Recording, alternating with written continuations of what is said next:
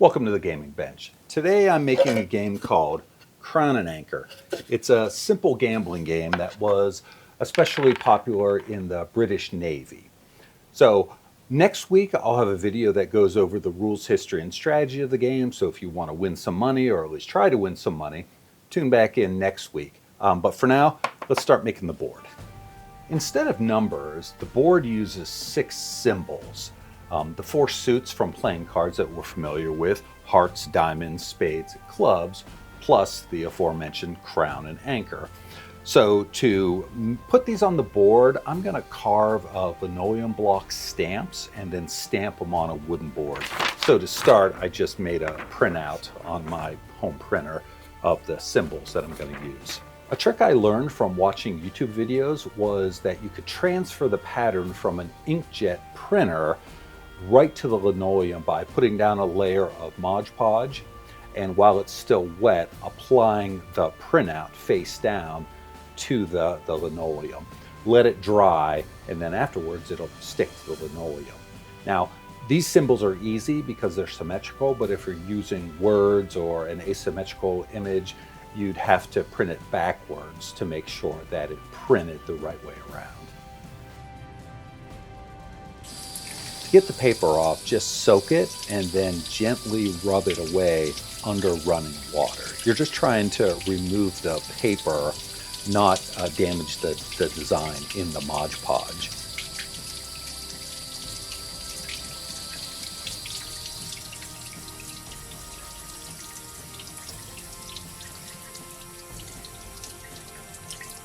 If you rub too hard, you're going to end up damaging the design, so just be gentle.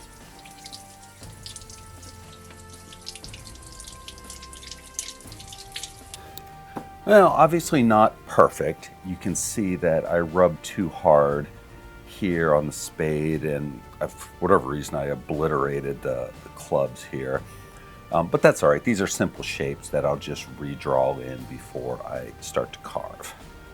Now, if you watched my last video where I built the Kanani set, you might remember that my plan was to distress the wood and make it look old and kind of raggedy. But the board was coming out so nice, I decided not to do that. Well, I am going to do it this time. That I have just a piece of poplar. I've glued a couple pieces together, and I'm going to start to distress this wood so it looks old. And I think that'll match really well with the block printed shapes on the board when I get to that point. Okay, I want this thing to look kind of old and beat up, but I don't necessarily want it to look like it's been through a war. So I'm going to start with just maybe exaggerating the grain a little bit with a steel brush.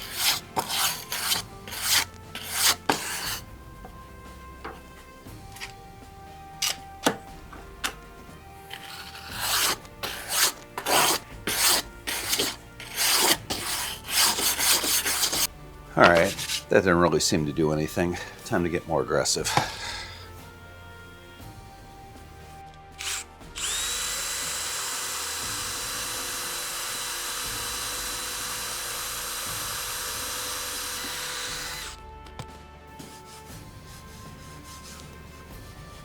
All right, that worked pretty well. It's probably hard to see on camera, but it's definitely like, didn't raise the grain, but I guess it probably sanded down some of the wood between the grain, so there's definitely a rougher feel to it now. I have a metal brush too. I'm gonna try to see what that does.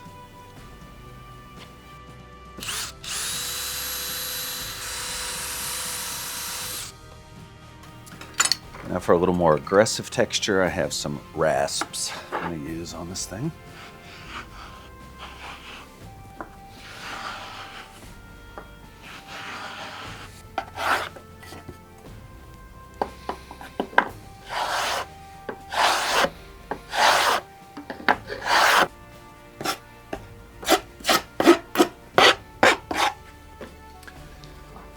And then just a few random dings with a screwdriver. And then some random wormholes.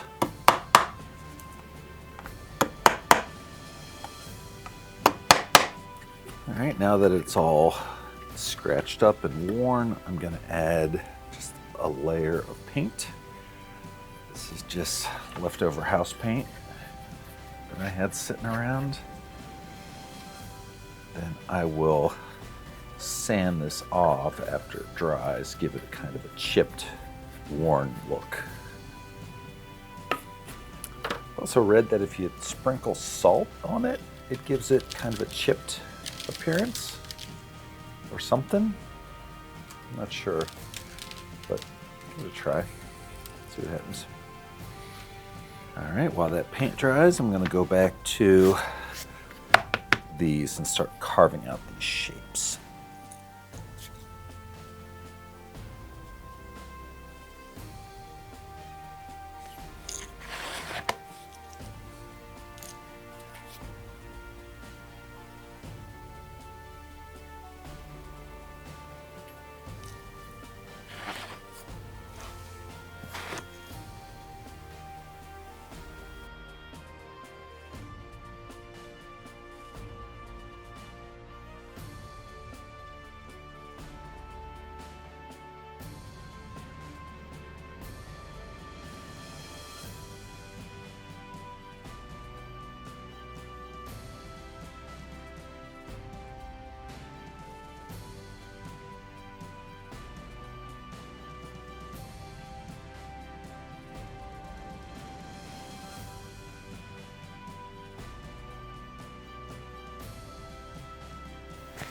All right, with this roughly carved out, I just got over to the sink and washed off the rest of the paper and the marks.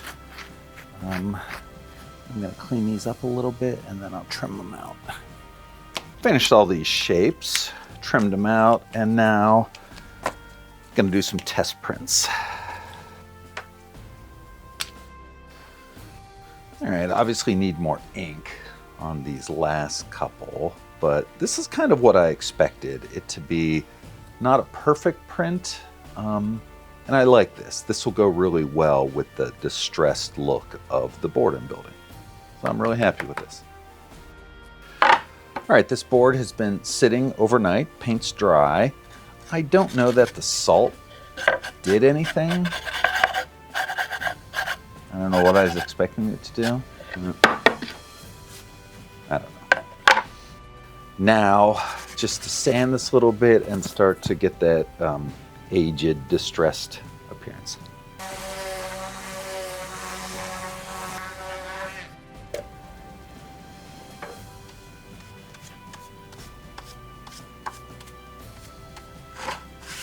All right, that looks pretty good. I'm going to add a little staining to it too. I have a jar of steel wool soaked in vinegar. So it started to rust and get this really weird look to it. I think I'll just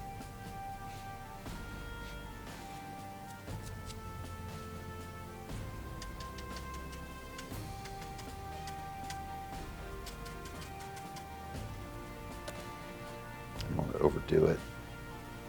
This is the traditional arrangement of the shapes on the board, and I also cut out a little frame that is a separate piece. That way I can ink this black and ink this red, for instance.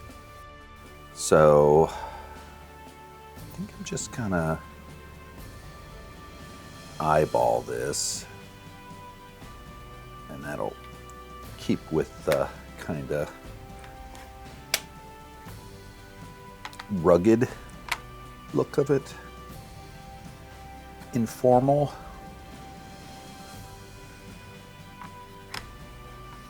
But I'm going to put this shape inside it so it stays mostly square.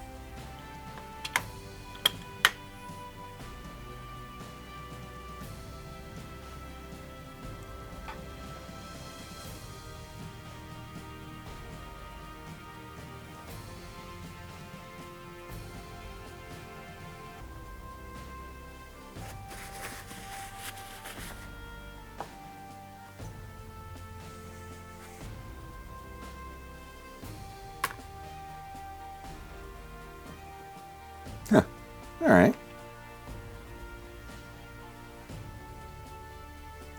I think that's a little cattywampus, but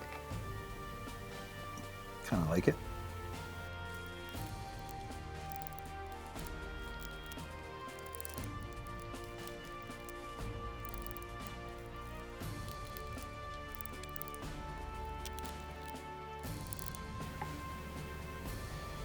All right. That is kind of the rough and ready look I was going for. I dig it.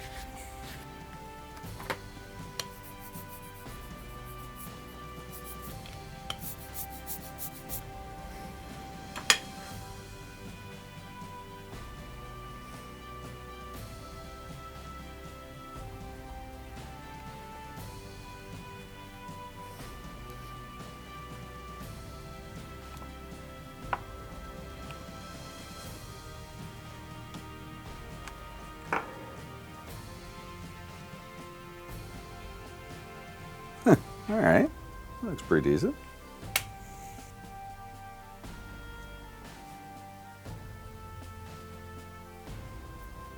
Now I got to clean my roller so I can do the red. And I got to decide what I want to do with the crown, because I have gold ink, but I don't know if that'll look weird if it's one of the figures is bright gold and everything else is red and black. Don't know.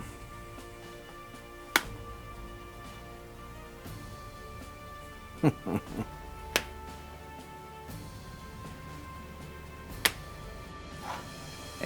I like it. I'm gonna try the gold. I haven't used the gold for anything really, but hopefully it'll look cool.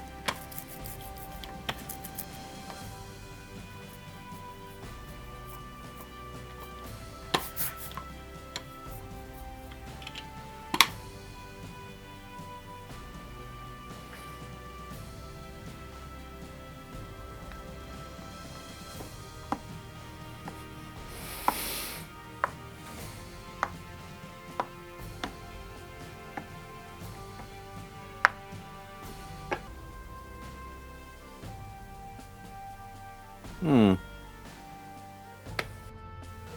that's pretty hard to see. Oh, that's disappointing. I don't like how faint this gold appears, so here's my solution. I took that same stamp for the crown and I carved out all of it except a line on the outside. I'm going to ink that with black and try to put that over so there's a black outline around the gold. Now, the question is if I can get close to being in registration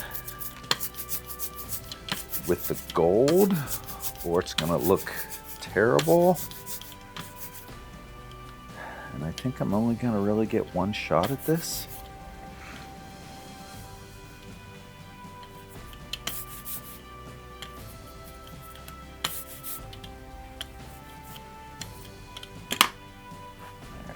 So here goes nothing.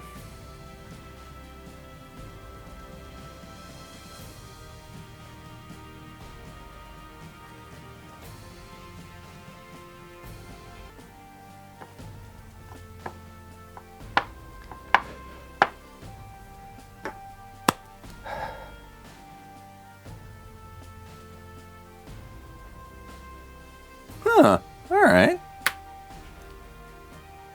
That looks pretty good. Yeah, I'm happy with that. To finish this up, I hit it with a couple coats of spray-on matte polyurethane, and I'm gonna call that done. Next are the dice. Crown and Anchor requires 3 special dice. I bought these a long time ago. They're just blank 6-sided dice, and I'm going to do the same thing I did with the board. I'm going to carve miniature versions of each of these in linoleum and use them to stamp them each on the side of the dice. So I've already carved those. It's a little linoleum, cuts, the anchor was especially difficult to get right. So now I need to figure out a way to transfer the stamps. Here's what I came up with to print these dice. So I cut all the shapes up into little squares, and I made this kind of jig so I can ink up the shape, drop it in there, put the dice in there, and transfer the pattern. That's my plan. Let's see how well it works. Here's the inked up club. Drop it in there. Take a die. And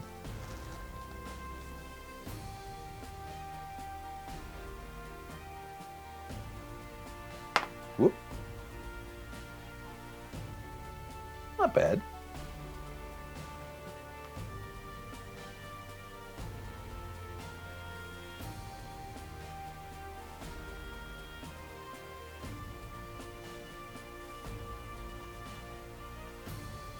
Oh, that's better.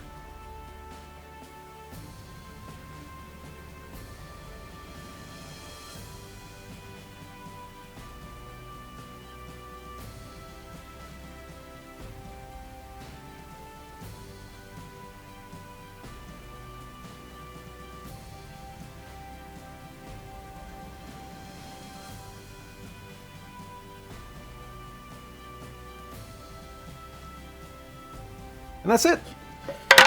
I'm really happy with how this board turned out. I was going for this well-worn, old look and feel, and I think this board really captures it. Again, I have a video coming out next week that goes over the rules, history, and strategy of Crown and Anchor if you want to learn more about that. And as always, if this is the kind of content you enjoy, I hope you'll like and subscribe. All right, thanks for watching, and I'll catch you next time on The Gaming Bench.